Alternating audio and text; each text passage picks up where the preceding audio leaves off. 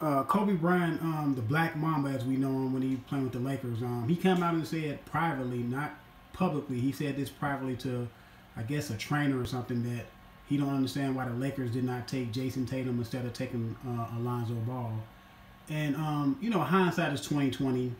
In college, both of these, neither one of these guys, to me, really standing out and said, well, this guy should be taken over this guy, because to me, all of these guys were like kind of together. You know, none of these guys were, to me, I don't see no transcendent player. I see really good players.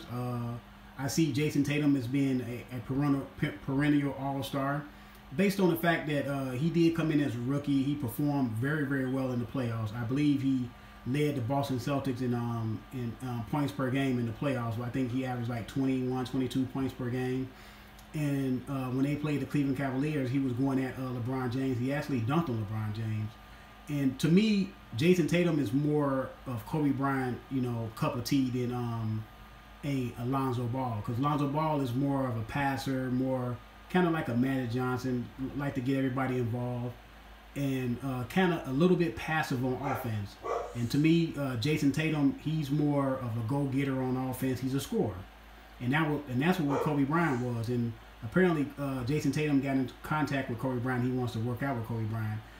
It's a lot of these young players are, you know, calling Kobe Bryant and wants to work out with Kobe Bryant. It's not just Jason Tatum, but what does these comments do for the Lakers and Magic Johnson? Well, you know, it's an indictment on Magic Johnson if Lonzo Ball doesn't work out, because that was Magic Johnson's first pick as you know, being in charge of the Lakers.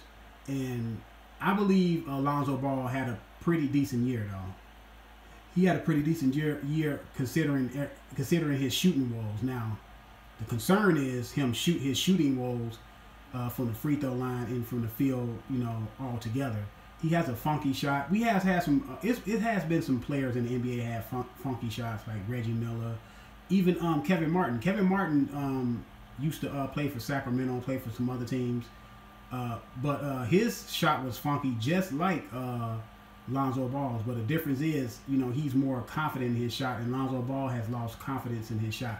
Now, I don't think he needs to change his shot completely, but he just needs to shoot with more confidence and shoot better from the free throw line. But you know, Kobe Bryant saying that Jason Tatum, that they should have took Jason Tatum. It was not like Jason Tatum was a consistent number 1 and number 2 pick, you know. But and it's hard to evaluate these young players in college based on that they only stay a year. You know, Jason Tatum only was there a year. Lonzo Ball was only there a year, so they got a year to show a lot. They got to show a lot in a year.